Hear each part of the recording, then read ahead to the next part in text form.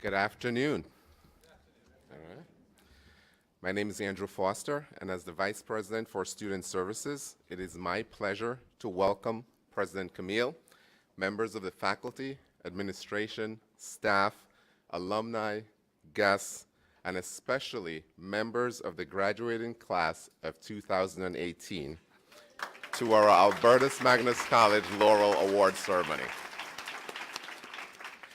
The Laurel Ceremony gives us the opportunity to recognize and celebrate with our newest graduates their achievements and demonstrated academic excellence.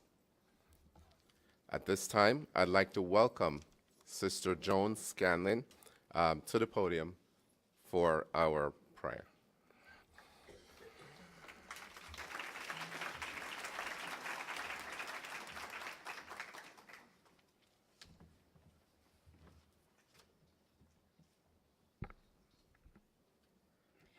Good and loving God, we are gathered in this place at this unique time in history to celebrate our students' achievements, to offer them laurels, symbols of victory and honor.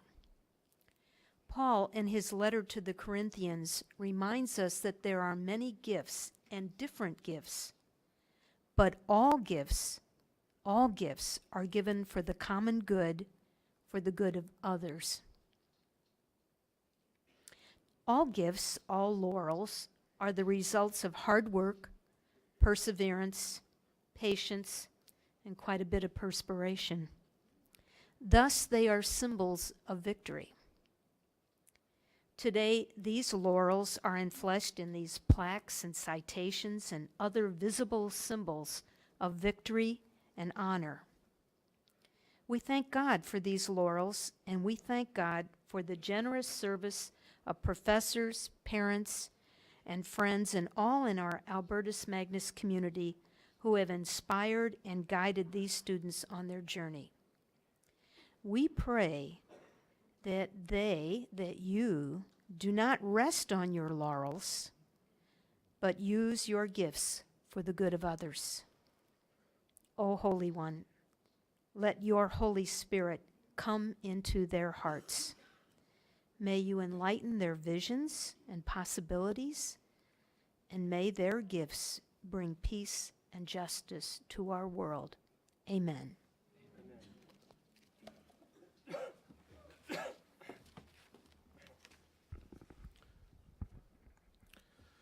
While we recognize these outstanding members of the class of 2018, I'd also like to just take a moment to give a round of applause and recognition to those who stood in support of you in your pursuit of your academic careers. For the moms and dads, aunts and uncles, friends and family who encouraged you and kept you going, we all say thank you.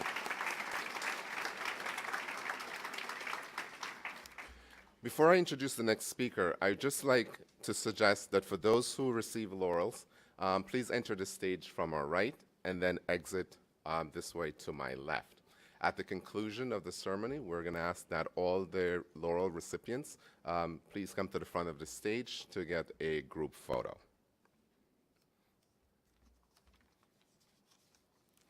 At this time, I'd like to welcome Dr. Sean O'Connell, Vice President for Academic Affairs, to explain the laurel traditions and bestowal of laurels.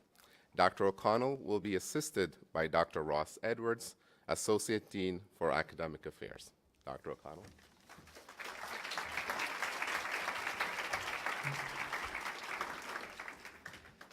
Good afternoon and welcome to Laurel Day. One of our professors, Matt Wagner, recently had a book published by Columbia University Press, and it was called Unhoused, Adorno and the Problem of Dwelling.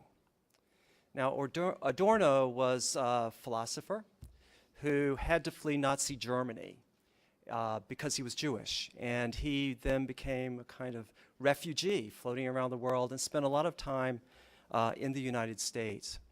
So it's kind of natural that somebody who had that past would be thinking about being unhoused and would be thinking about dwelling. And Adorno was not the happiest camper in the world. He, in fact,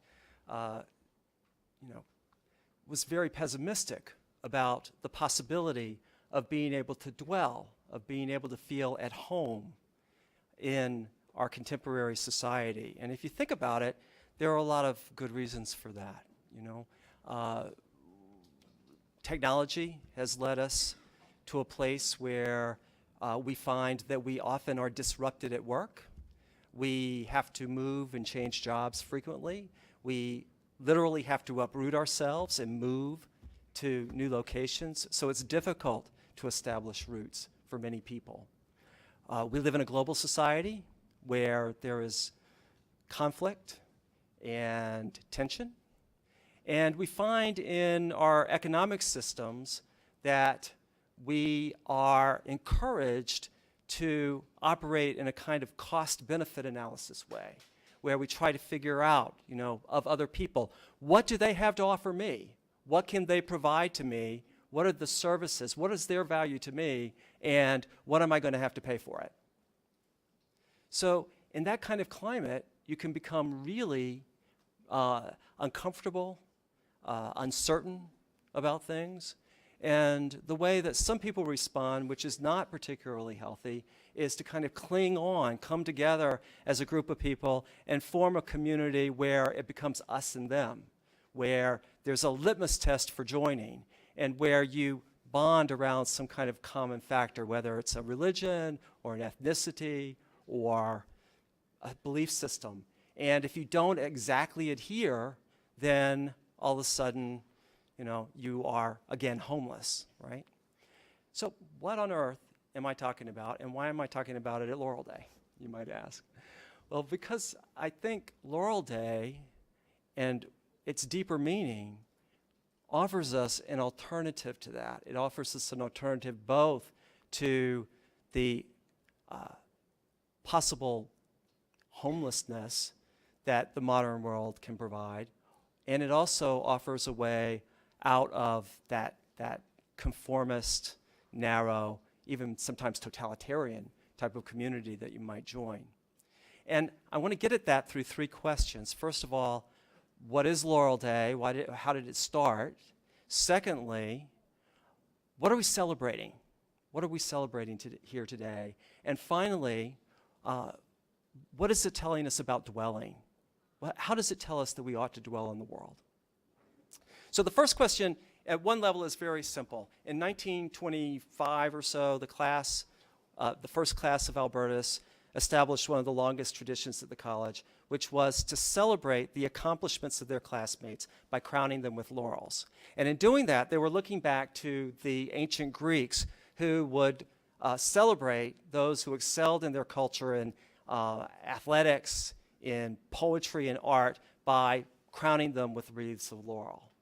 So there's two things about this that are important for our question about community. Firstly, it's that there are other ways of dealing with people besides seeing them as a threat, or trying to figure out what you can get out of them, or feeling in some way homeless, right?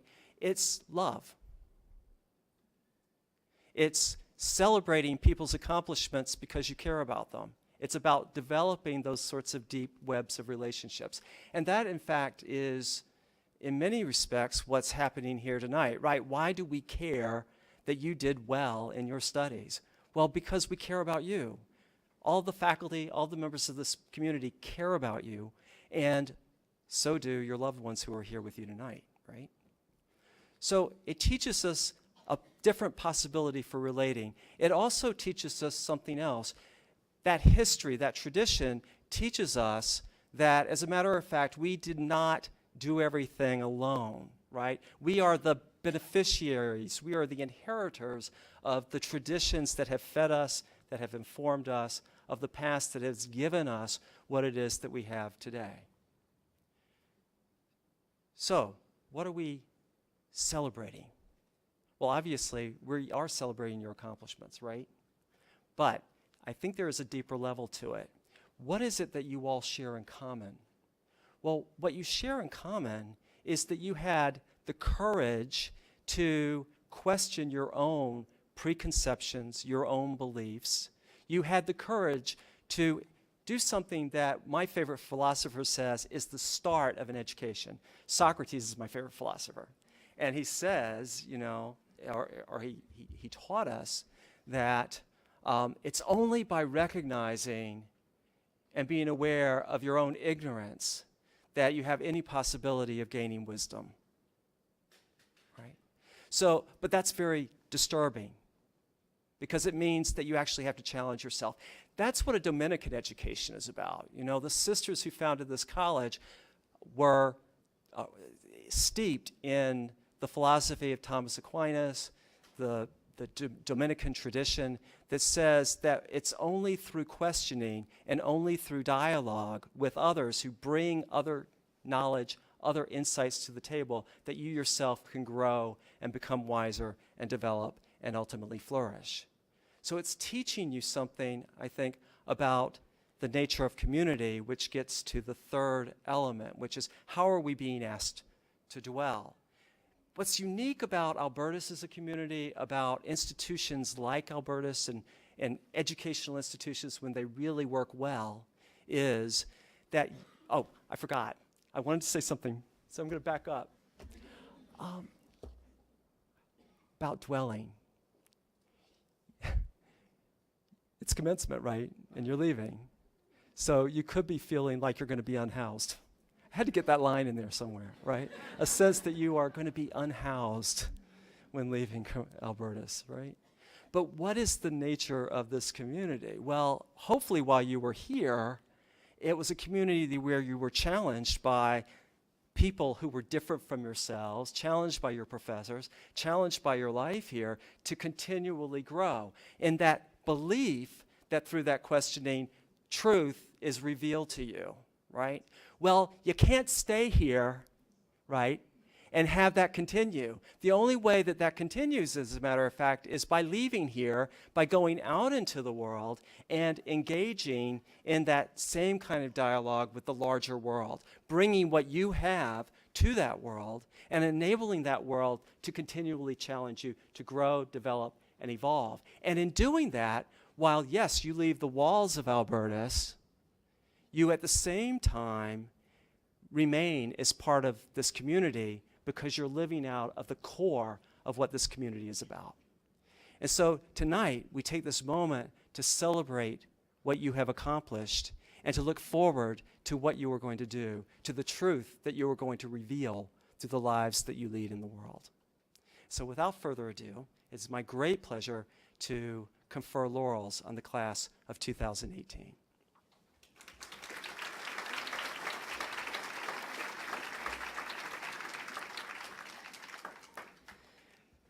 Several of our graduating students have been accepted into Kappa Gamma Pi, National Catholic Honor Society.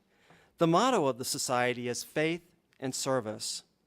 Membership in Kappa Gamma Pi is a promise for the future to continue in service to church and community. Members are chosen because they have already demonstrated this commitment and are expected to continue in this leadership role after graduation. Please come forward for your certificate when your name is called. Nico Ames.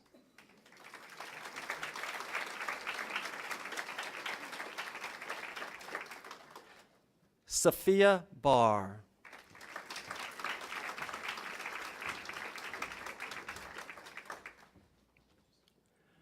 Annette Bentine.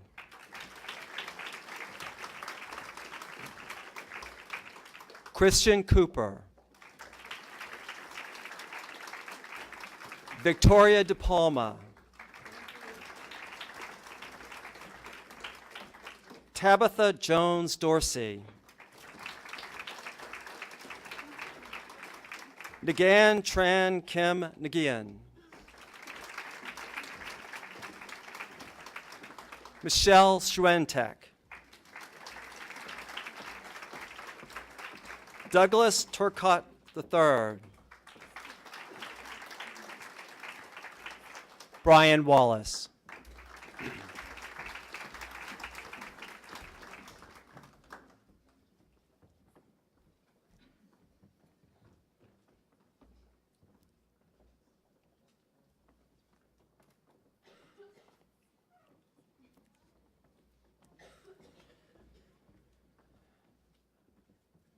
I should now like to invite Professor Deborah Fertini to come forward to distribute the plaques to our honors program graduates.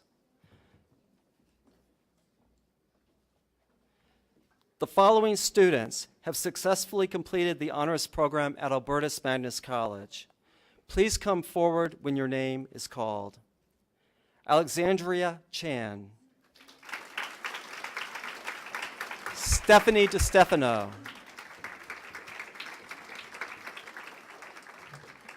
Zoe Dudek. Laurel Flanagan.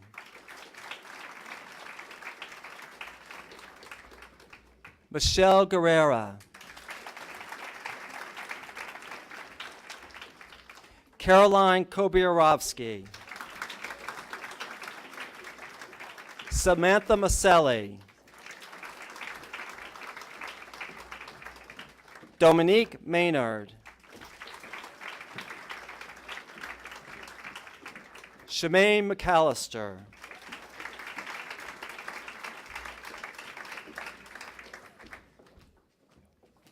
Liam Oliver. Lauren Parisi. Alexandra Rauchi.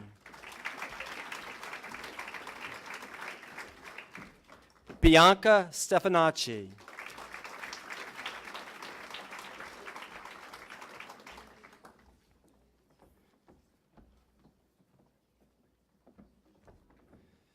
The names of these recipients will be inscribed on a plaque that will hang in Rosary Hall. I would like now to invite our faculty speaker, Professor Ron Waite, to come forward and offer remarks on behalf of the faculty.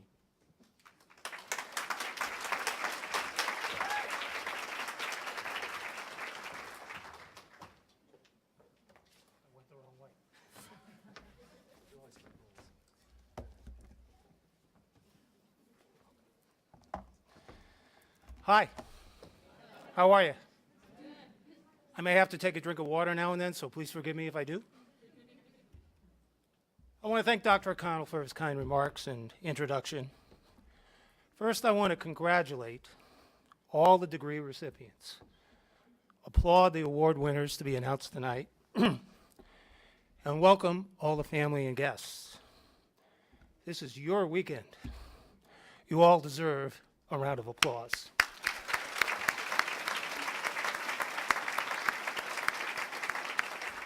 So where do you go from here? I'm fairly confident that this question has entered each graduate's mind in the last few days or weeks.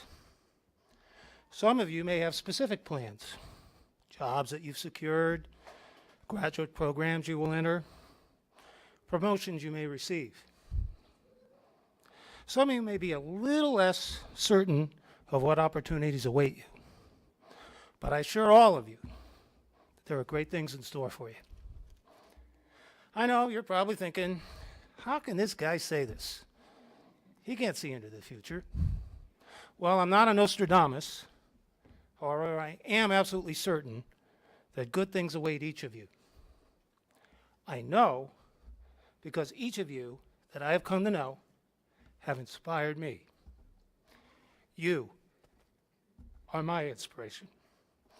As a teacher, I've been blessed to learn from your ideas, your opinions, your beliefs, and your stories. Your work here at Albertus should be a source of personal confidence. And I assure you that I have learned much from all of you. Hopefully, we who teach you have taught you how to think, not what to think. After all, truth, in all its dimensions, is part of this college's mission.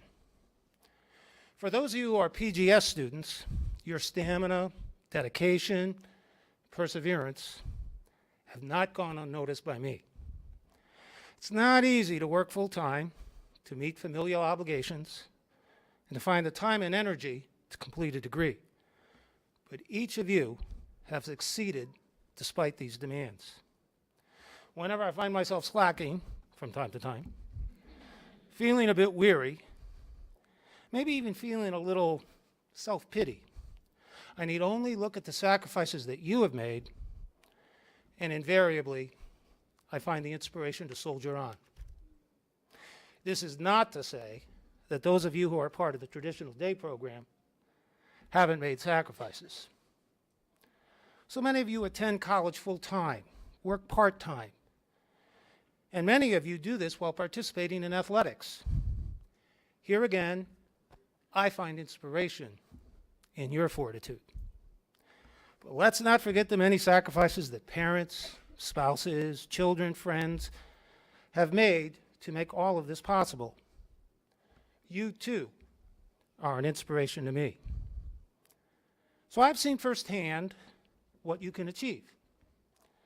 And I know that each of you can reach any goal you set, overcome any obstacle in your path, and realize whatever dreams you may have now and into the future. Excuse me. College motto or slogan is, "We have faith in your future." Personally speaking, I have absolute faith in your future. So what is faith? Well, normally, two definitions of this term emerge. One definition is belief and trust in and loyalty to God.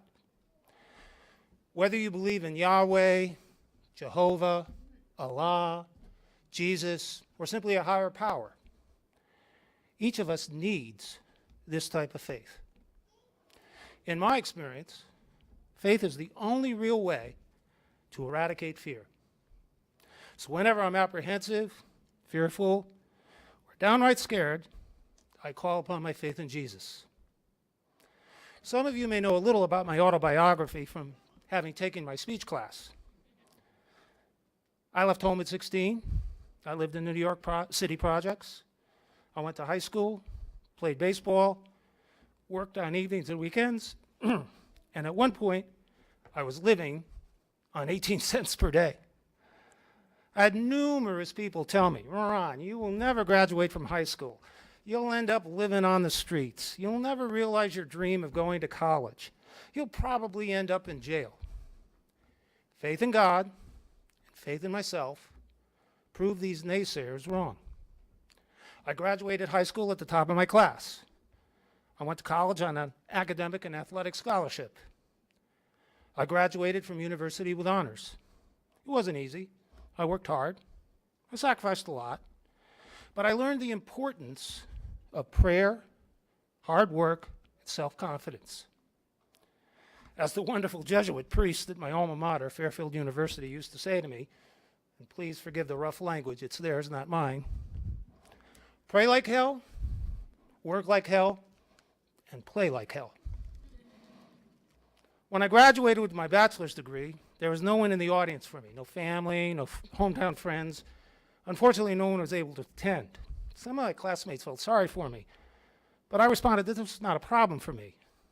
After all, I had proven the naysayers wrong, and I had come to realize that there was no limit of what I could do if I had faith in Jesus and faith in myself.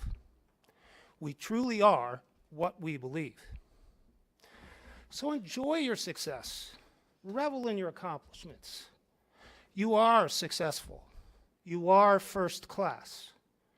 There's absolutely nothing that can stop you other than yourself.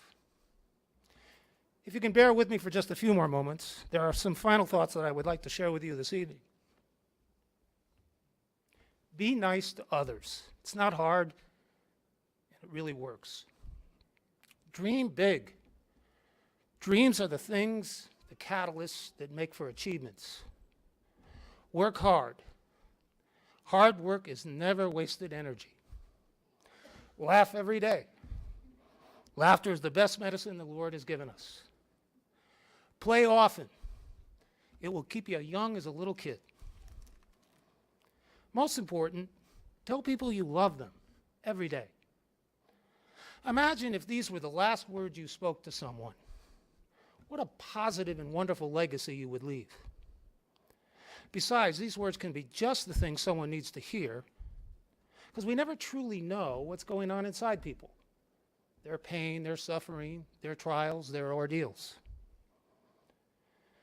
In closing, I cannot even begin to thank you for allowing me the honor to speak to you this evening.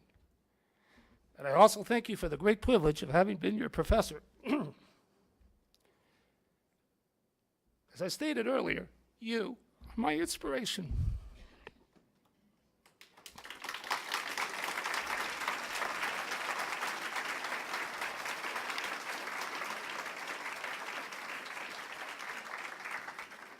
Whenever I say goodbye to my students as they leave class or my office, Pat will confirm this, or even passing in the hallway, I try to make sure I tell them I love them.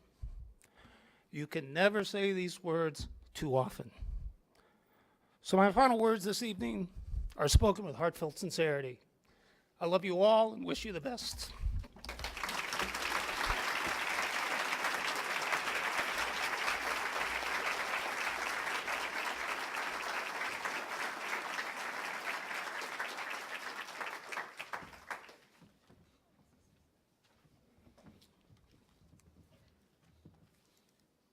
And that's why you will never be homeless. Thank you, Ron.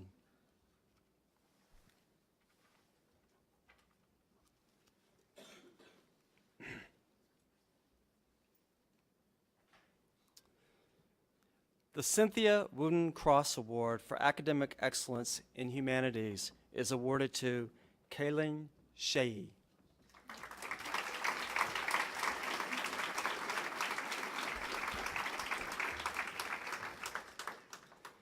The Sister Rita Mary McBride Memorial Prize is given to a graduating senior who has, in the spirit of Sister Rita Mary McBride, combined academic excellence with a selfless devotion to the college, and who has exhibited the spirit and character which Albertus seeks to foster in all its students. This prize is awarded to Lauren Parisi.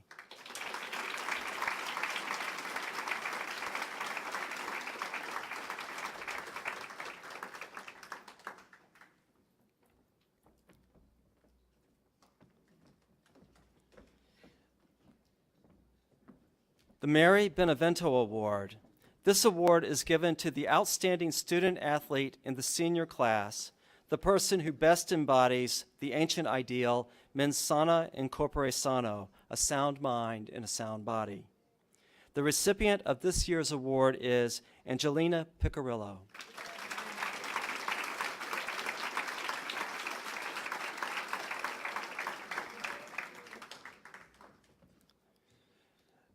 The Ellen Bree Burns Award for Academic Excellence.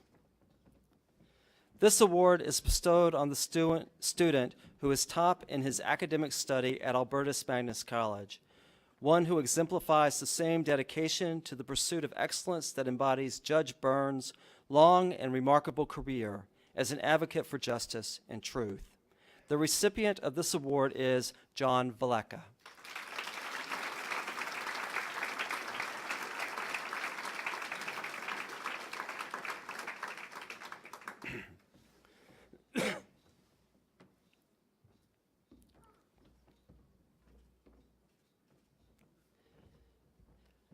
The 2018 Truth and Justice Prize is awarded to a student whose moral outcry in the fall of 2014 over racial injustice, whose participation in the student-faculty justice panels, and whose subsequent role as founder and first president of the Student Justice League called people to examine injustice, to name injustice, and to take action to mitigate injustice.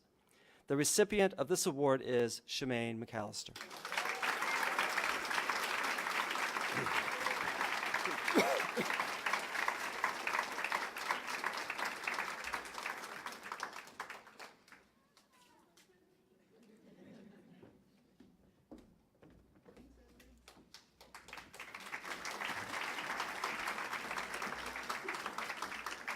The English Award for Academic Excellence is given to Zoe Dudak.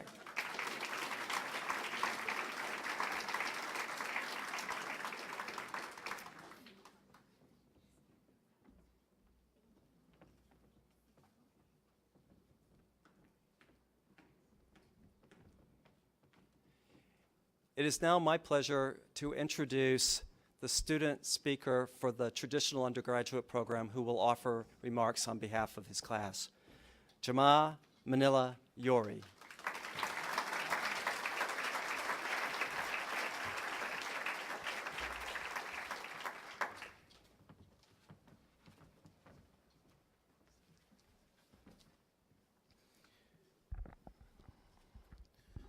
Good evening, ladies and gentlemen. It is a huge honor to stand before you today to present this speech. Before I begin, I just want to thank every one of you who provided me with this opportunity to represent the senior class of 2018. Initially, when I was informed about having to give this speech, I was nervous and wanted to turn it down. But then I realized that not too many of these opportunities come across often. And also, in order to validate my public speaking skill on LinkedIn, I knew I was going to have to do this one. And so please feel free to endorse my skills on LinkedIn after this. I'd appreciate it. So I've been reading this book my mentor gave me called The Compound Effect, and there are a few things in it that I want to share with you today. It basically talks about our actions in life, and not the major actions that create radical changes, but the minute actions, actions that are barely recognized by ourselves and others. Those are the actions that actually make a difference in our lives. While today's world has introduced us into believing in quick fixes and results, it has also blinded us from the hard truth that hard work pays off. It is for this reason that many people, including some of us if we're honest, quit certain habits only after a few streaks. That gym membership that began with a hardcore 7 days a week program has now become a once-a-month thing, or the everyday morning devotional that has now turned into a once-a-week routine that we speed through to make time for other things. The great Aristotle said, "We are what we repeatedly do. Excellence then is not an act, but a habit." This goes a long way to show that the minute actions that we may not realize actually have an impact on our lives in the long run. As many of you already know, I'm an international student from Ghana in West Africa, and the journey of climbing the educational ladder hasn't been the smoothest of all. I shared some of my experiences with some of my colleagues earlier about the school life in Ghana, and they were shocked at some of my stories. My experiences ranged from whips of a cane that I received on my backside when I was naughty in class, to unexpected tests that came from 3 or 4 semesters ago, and we had to answer them while we were in class. And for us, education was our only way out. While I wouldn't recommend this method of education for Albertus, it has definitely helped build certain habits in me that have contributed towards my journey to an education here in the U.S. So when you saw me in Ms. Frattini's class or Ron's class paying close attention and trying to grasp everything they taught, just know where those habits came from. Soon my colleagues and I will be thrown out into the real world, and one thing we all know and sometimes dread is the fact that we're going to face challenges. But it is my advice to you all, including myself, that a smooth sea never made a skilled sailor. And while society has taught us to believe that success should be as fast as the food service or overnight mail, it is important to remind ourselves to build small positive habits that will create for us success in the long run. I'm sure many of you are familiar with the lottery and how it works, but the sad truth is that we only hear the stories about the one winner and not the millions of losers. A Harvard psychologist named Daniel Gilbert said in his book, Stumbling on Happiness, that if we gave the lottery losers each 30 seconds on TV to announce, not I won, but I lost, it'll take almost 9 years to get through the losers of a single drawing. One of the pillars of this prestigious college is service, and it is a value that I also hold dear to my heart. This country is filled with so many opportunities, but unfortunately not all of us are able to benefit from them. So as we graduate and start scrambling to grasp all these opportunities, let's not forget about the others who aren't as privileged. Let's not forget to lend out a helping hand that can make a huge difference in the lives of others. During my time in Ghana in 2012, I was a member of a basketball association who took a trip one weekend to a sports orphanage to tutor kids about basketball. This orphanage was in one of the rural areas of the country, and after I realized how disadvantaged these kids were, I took it upon myself to visit them again over the summer break for a whole week. And it was a life-changing experience, just knowing that you could bring hope to the lives of orphans who really had nothing to look forward to. And so I created a short video about the experience.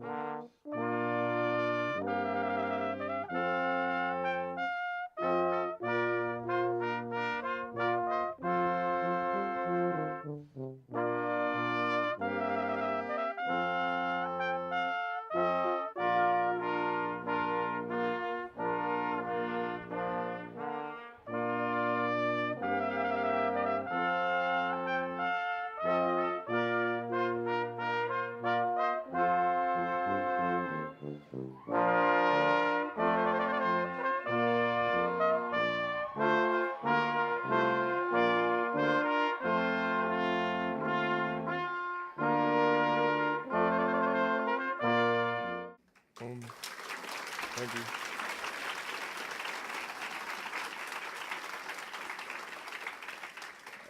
That experience for me reminded me to always appreciate the little opportunities and remember to always give back when I can. I'd like to conclude my speech with a story, also from the book my mentor gave me. It is a story about a man riding a horse, galloping quickly. Now it appears that he's going somewhere important. But then there's another man on the other side of the road who shouts to him, "Where are you going?" The rider replies, "I don't know. Ask the horse." The story is basically one that describes most people's lives. Whether we realize it or not, we're riding the horses of our habits with no idea where we're headed. And so to all my fellow colleagues in the room tonight, as we graduate tomorrow, the time has come for us to take control of the reins and move our lives in the direction of where we really want to go. Let's create habits that prepare us for the numerous opportunities that this world has to offer. And to never forget that Albertus, for all these years, has blessed us with so many wise professors who have continuously poured into us and equipped our minds to think the right way. So let's go out there and show the world what we're made of. Thank you.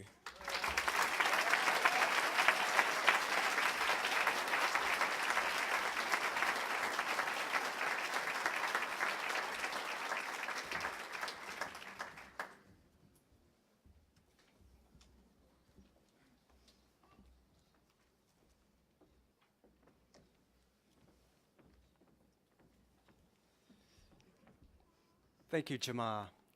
I don't know how wise your professors are, but I think we've just learned that our students are very wise. So thank you. And I think we could probably vote for whatever it is that you said at the beginning. We can give you your mark. You'll have to give us the website to go to or whatever. All right.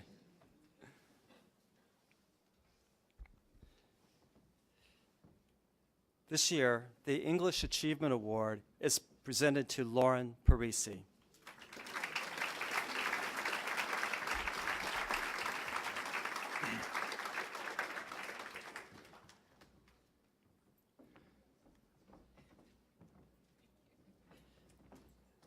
The Mary Etta Knapp Memorial Prize for Scholarly Promise in English is presented to Kelly McCary.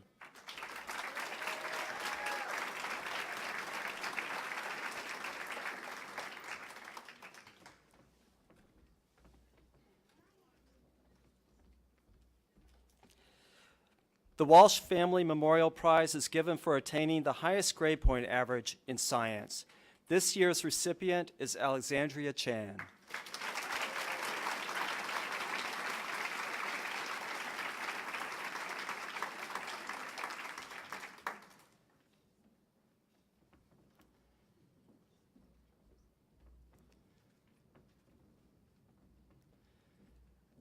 The June Vecchiarelli Award for Outstanding Achievement in Science is given to Dalton Sargent.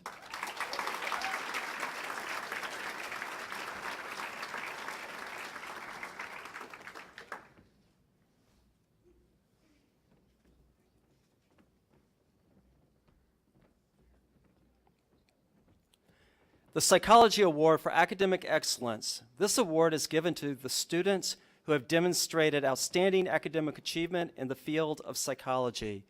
The recipient of this year's awards are Shannon O'Connor for the Traditional Undergraduate Program and Michelle Schwentek for the Accelerated Degree Program.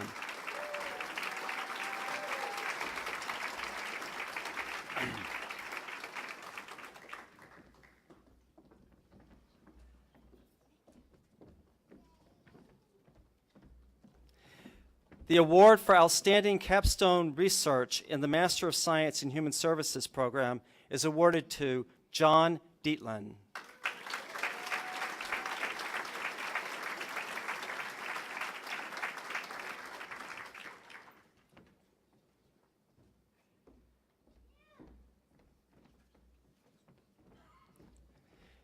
The award for excellence in internship in the Master of Science in Human Services program is awarded to Dino Morbidelli and Deidre Willingham.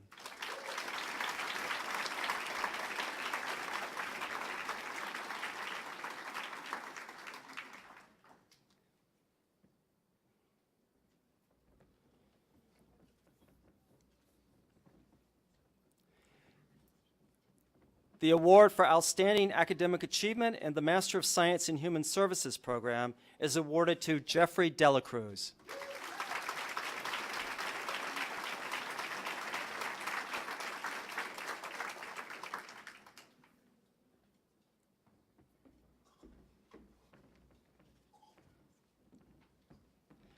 The award for Outstanding Academic Achievement in the Undergraduate Human Services program is awarded to Anthony Martone.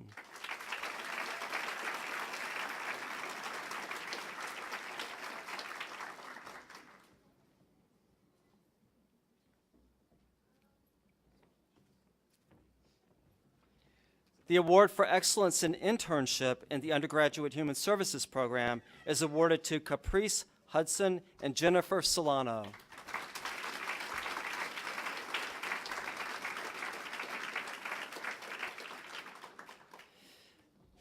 The Master of Arts in Art Therapy and Counseling Award for Excellence in Research is awarded to Mary Tess Hannafin.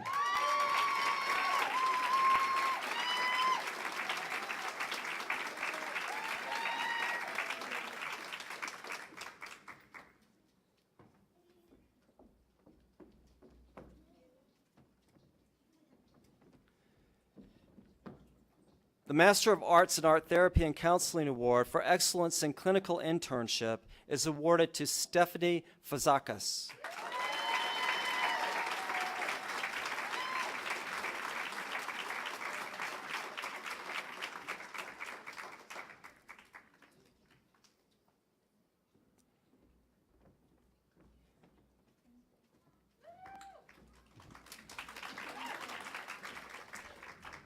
The Master of Arts in Art Therapy and Counseling Award for Creativity and Research is awarded to Athena Zazzaro.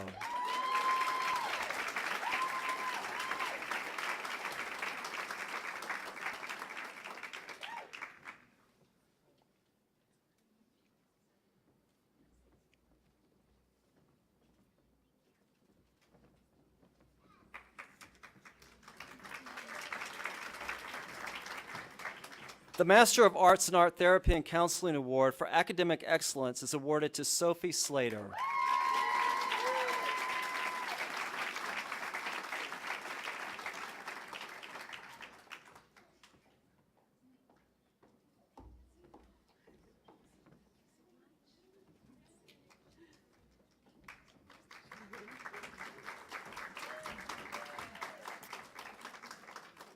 And now it's my pleasure to introduce the speakers representing students in the Division of Professional and Graduate Studies. Michelle Swantek from the Accelerated Degree Program will speak first, followed by Christian Cooper from the New Dimensions Program.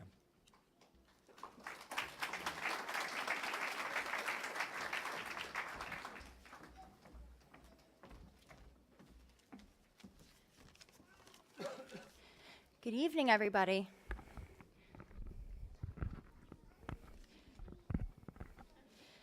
First and foremost, I want to say congratulations to all of us in this room as graduates and as the supporters of our graduating class. Please give yourself a round of applause. You've graduated! Woo! There is nothing quite like celebrating accomplishments, right? It's a really, really good feeling. Being here standing and speaking to all of you, that is a huge accomplishment for me. For those of you who don't know me, and I know I was already introduced, but my name is Michelle Swantek, and I am also celebrating with you as a graduate this evening. As it's already been stated, but I attended the Accelerated Evening program, and I was honored and humbled to have been asked to share my experience with you this evening. So I'll just start by saying that before I came to Albertus, I wandered. I had always worked and attended school, but for some reason, any plans for my future I had would initially take off, but they would never land. I looked at nursing schools. I looked at an acting school out in New York City. I even got my certificate in histology, but at the end of the day, I just never had that right feeling. I just never felt like I was in my place. And that feeling meant so much in my endeavors. So, needless to say, my academic/career path continued on.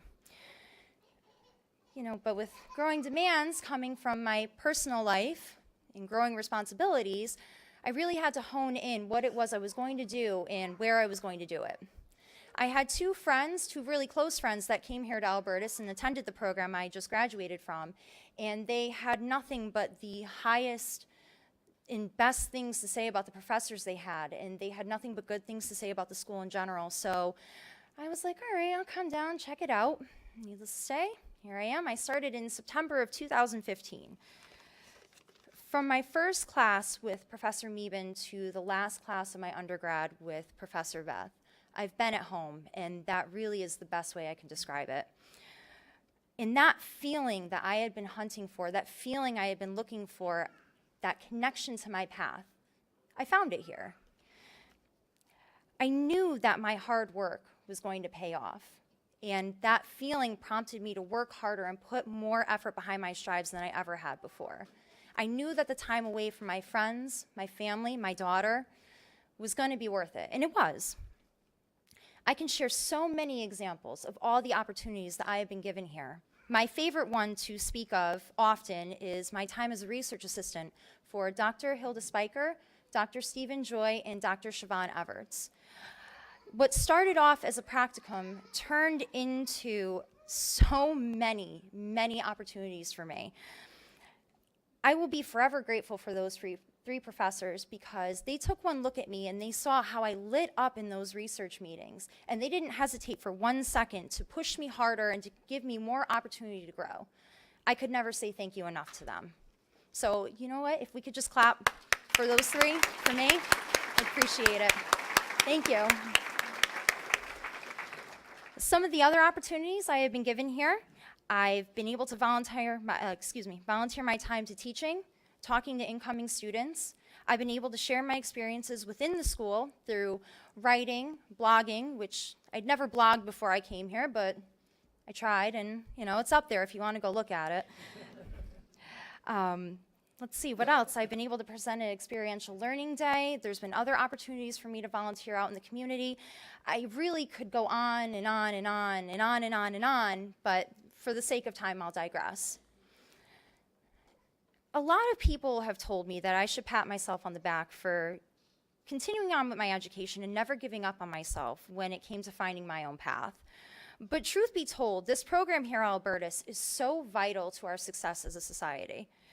It gives us the chance that although some of us may not take that linear path to success, there's still a chance to be had if we choose to take it. It allows us to write our own stories and celebrate success in our own way. And it's set up for people to succeed. Anytime I needed extra help, anytime, it was offered to me by either the professor, a peer, or any other of the many services that the college offers. There were many times when I had to be excused from classes for incredibly adult reasons, and not once did any of my professors look down on me. They would always look at my anxious, nervous face and say, "That's life. Get used to it, and try not to worry so much." Attending college at any age, in any circumstance, presents hurdles and difficulties. Sometimes we hit the nose right on the head, and we get it right the first time. Or if you're someone who's like me, you consistently dive in the deep end and hope for the best. I've done that my entire life, and a lot of the times I've had to dust myself off and go, okay, what's next? Coming here to Albertus was a big dive. It wasn't easy juggling school and work and taking care of my daughter and trying to see my family and my friends. But I'm happy and proud to say that I found my place and I found my path. I'm also really happy to say that I'll be continuing my master's here in the Master's of Clinical Counseling in the fall, and I'm really very excited and ecstatic about that. Thank you, thank you. If there's one thing I can leave you here with tonight, aside from my love for this school and my very nervous approach, it's this. Programs like this exist because we deserve to change our paths, if we choose to. Don't ever be afraid to pick up and try again. If it doesn't fit, don't be afraid to change at any age, for any reason, at any time. Define yourself by what makes you light up inside. If you find another path and you think that's the one, try it out. You never know what's going to wait on the other side. Thank you. Thank you.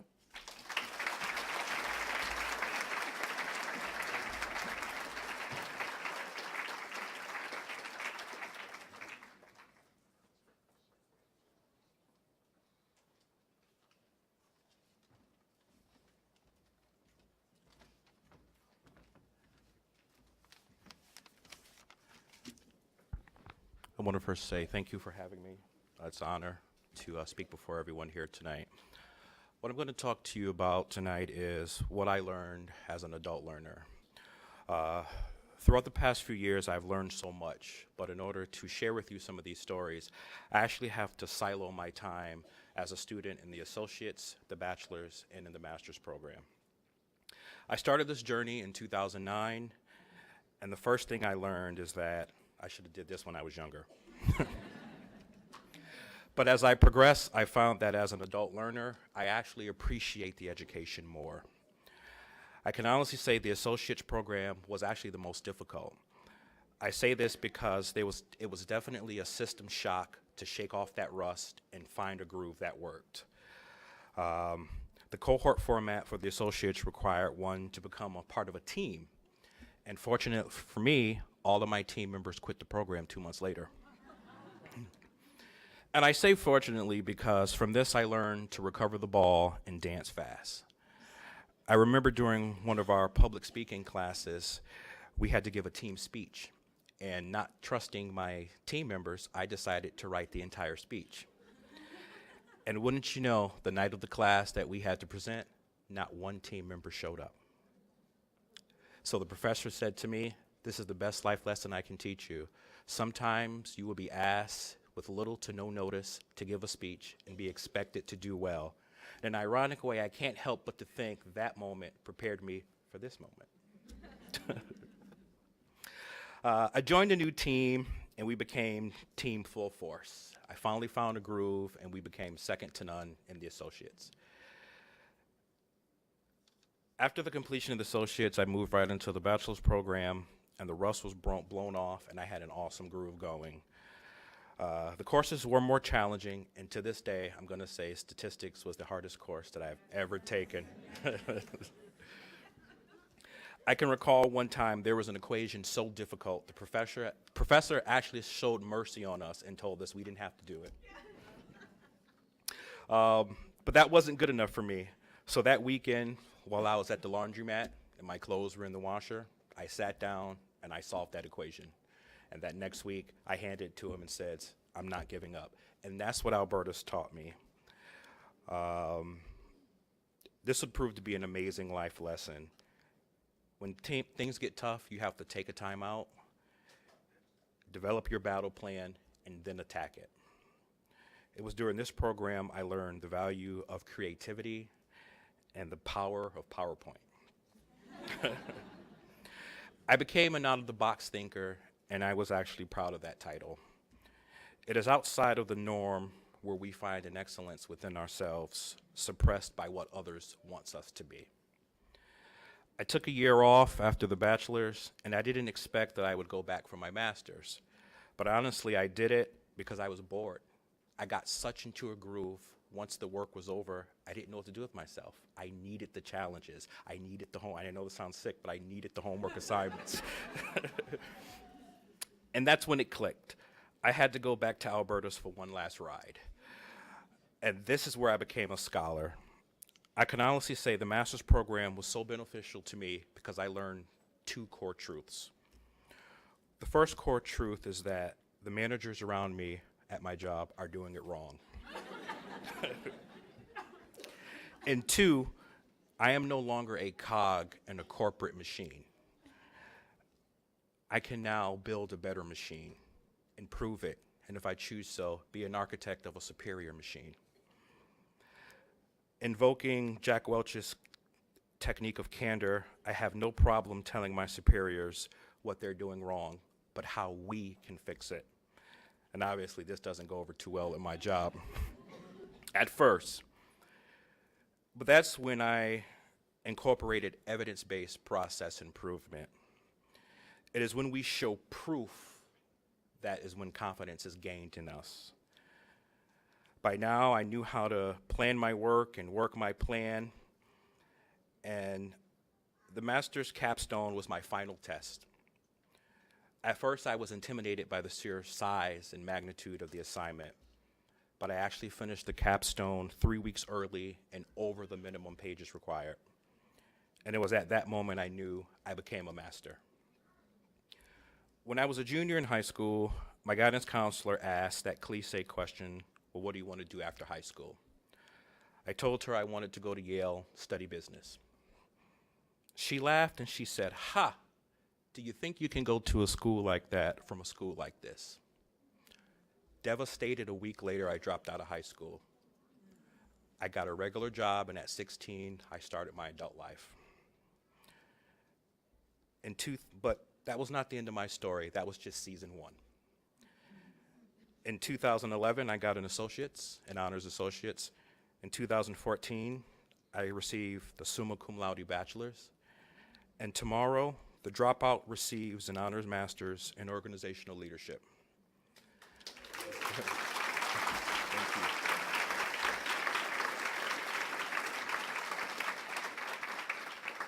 I learned that our lives are the most important organizations that we work for.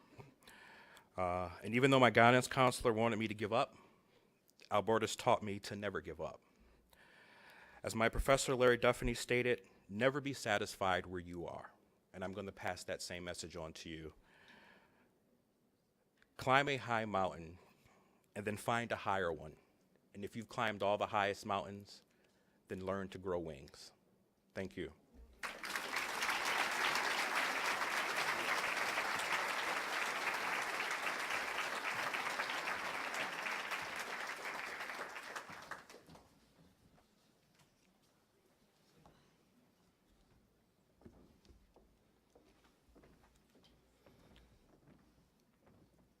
So we have lessons about deep dives, climbing high mountains. All of you undergraduates, think about that graduate program. There's a challenge there somewhere. Thank you very much.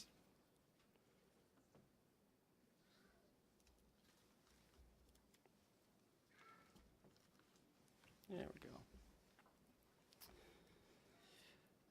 The Richard Hennessy Award is given to a New Dimensions student who has combined academic excellence with a selfless dedication which truly exemplifies the spirit and mission of the New Dimensions program.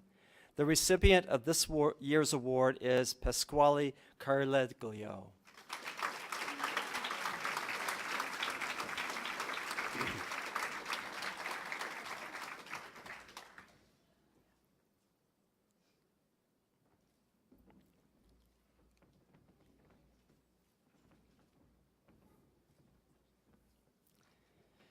The Dennis O'Connor Special Recognition Award. This award is given to the New Dimensions student who continues his or her studies under the most adverse conditions. The recipient of this award is Adina Velez.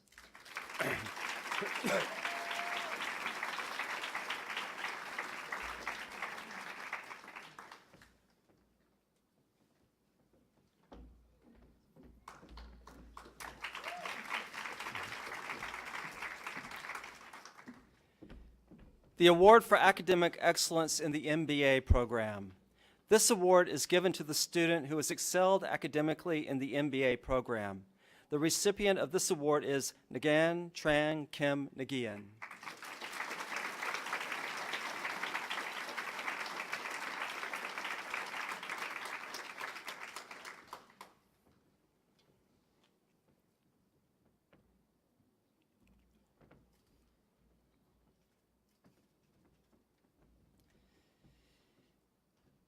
The award for academic achievement in sport management goes this year to Olivia Bolden.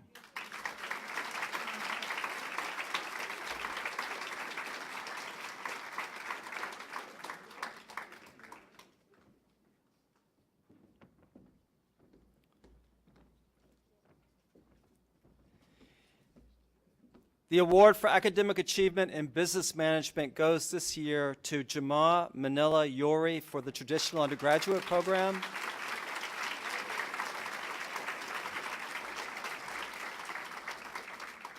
And Stacy Fumiati for the Accelerated Degree Program.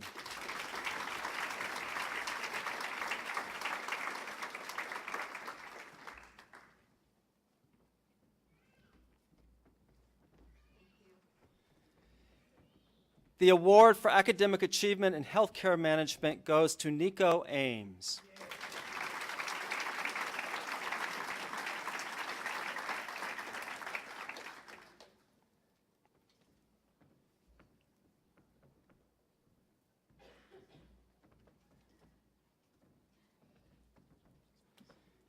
The award for academic achievement in accounting goes to Stephanie DeStefano for the traditional undergraduate program. And Kathleen Aaron for the accelerated degree program.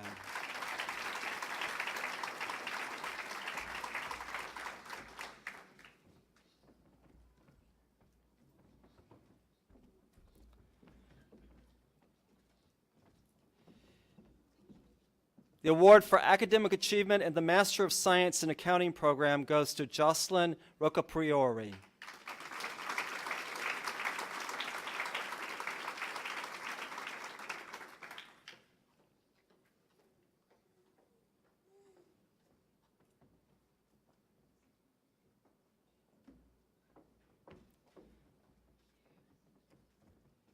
The award for academic achievement in finance goes to Christopher Ballo.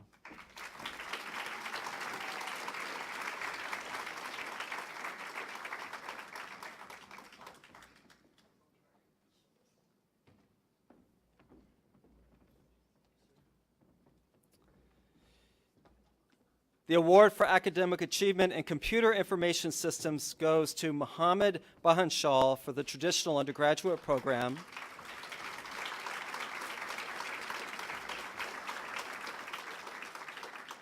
And Arthur Calabrese for the accelerated degree program.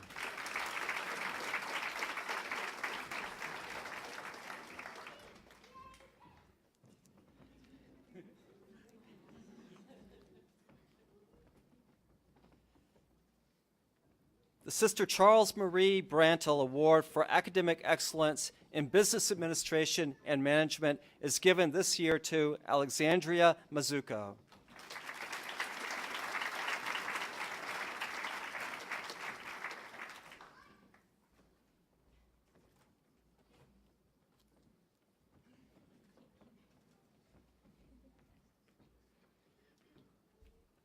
The Wall Street Journal Award is given to Nancy Albee.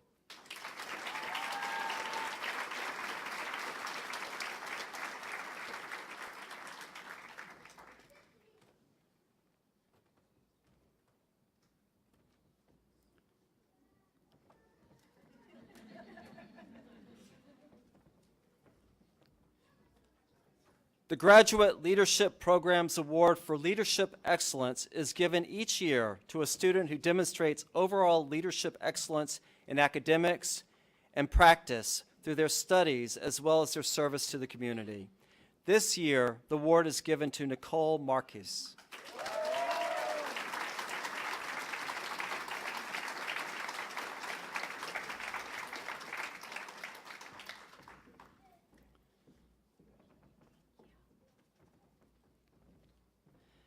The Irwin Siegel Memorial Prize for Business is given this year to Laurel Flanagan.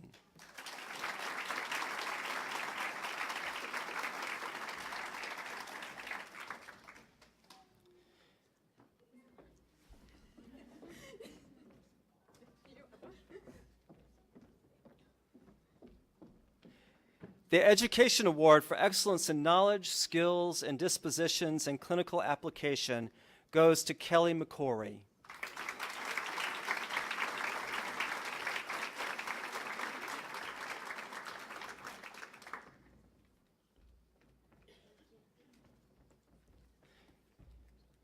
The Beverly Kieffo Award for Outstanding Achievement in Art is given this year to Michelle Guerrera.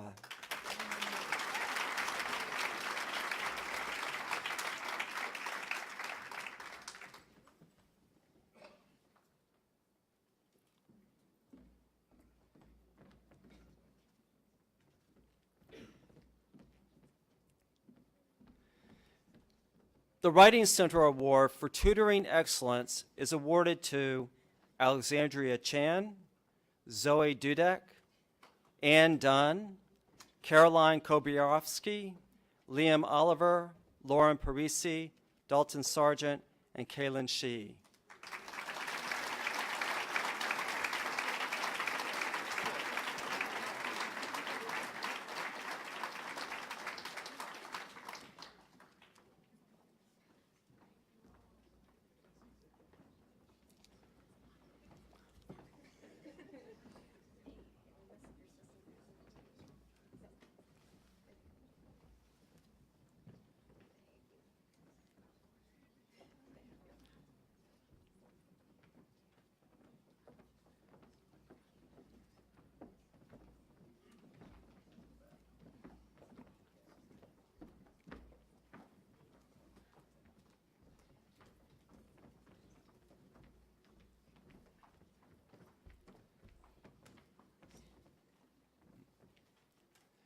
Class Marshals.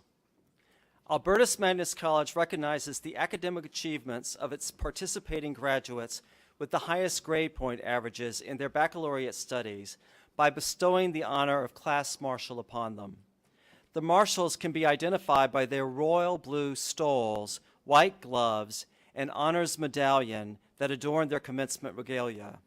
These graduates will carry the college's traditional marshal sticks as they lead the student commencement procession. Please note, these students' names will be read first in their degree program at tomorrow's commencement ceremony. The 2018 class marshals are Jama Manila Yori for the traditional undergraduate program,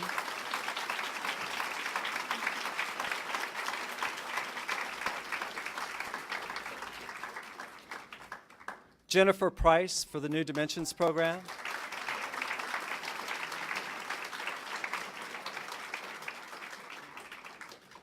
and Anthony Martone for the Accelerated Degree program.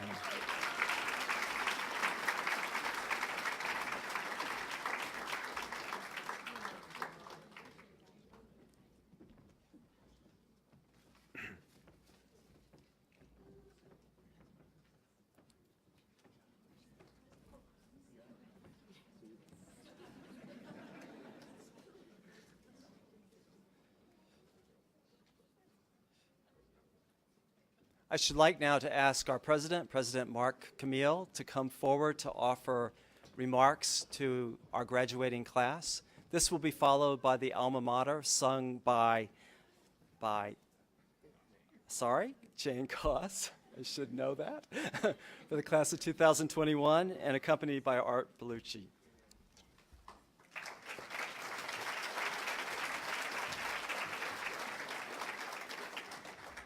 Thank you, Dr. O'Connell. For a second, I thought you were going to say I was going to sing the alma mater, which would not be good for anyone in this room.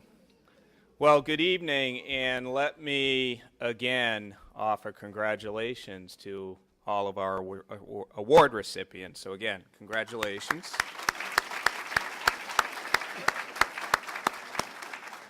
However, I do need to clarify something.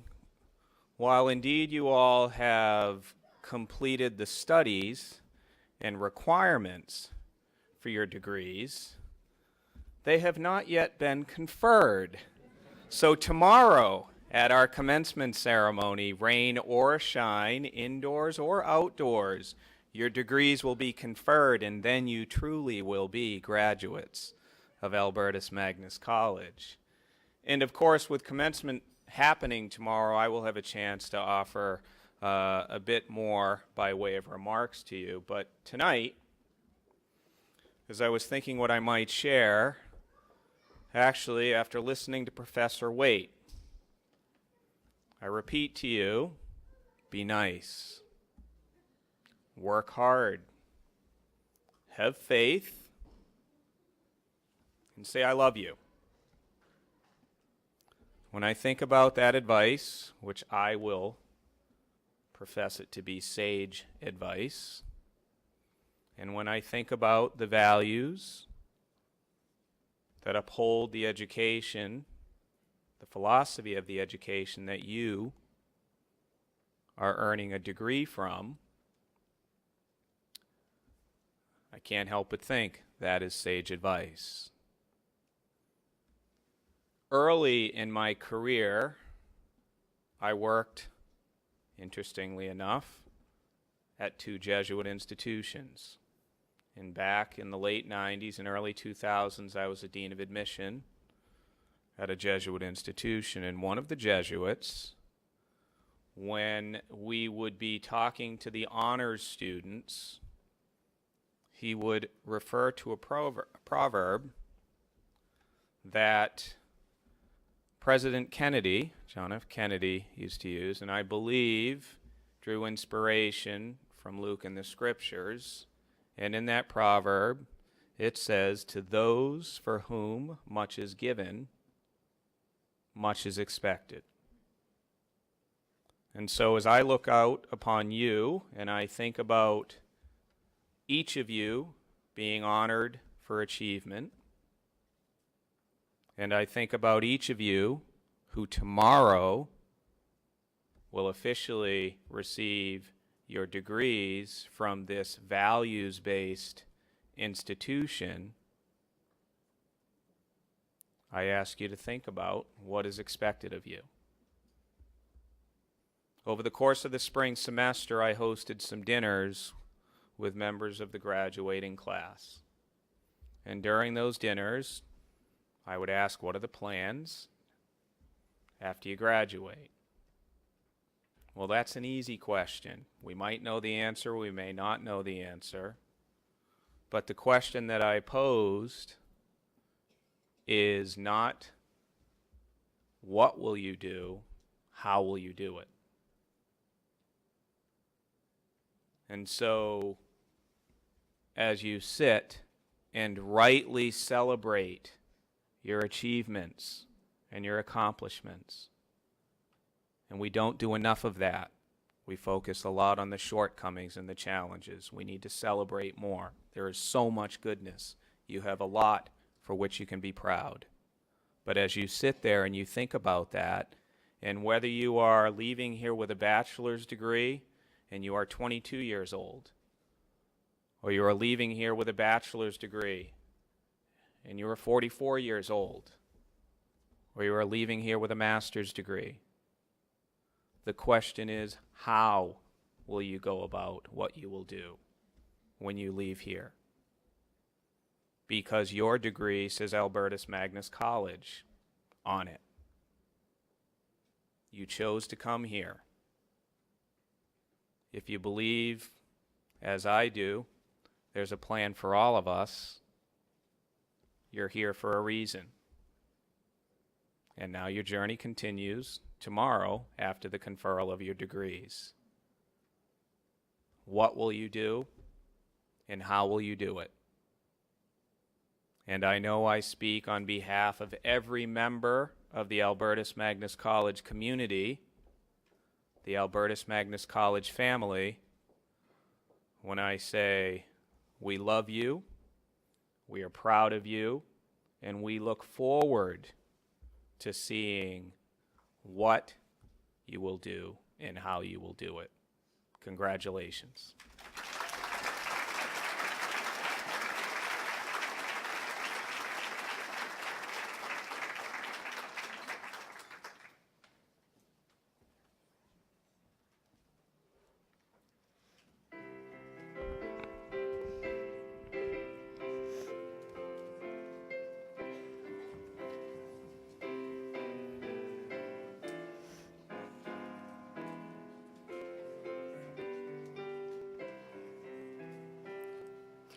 Alma mater, alma mater, thee in song our voices raise, marshal of our faith and courage, comrade of our carefree days, guardian of our endless questings, teacher whom we learn to bless.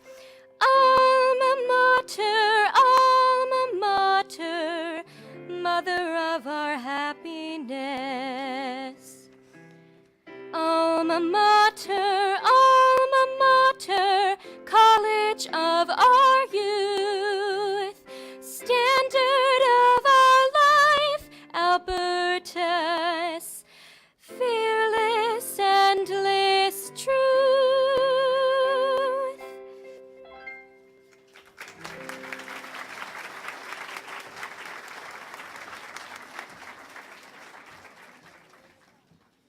Thank you, Jane and Art. And I'd like just to thank the musicians and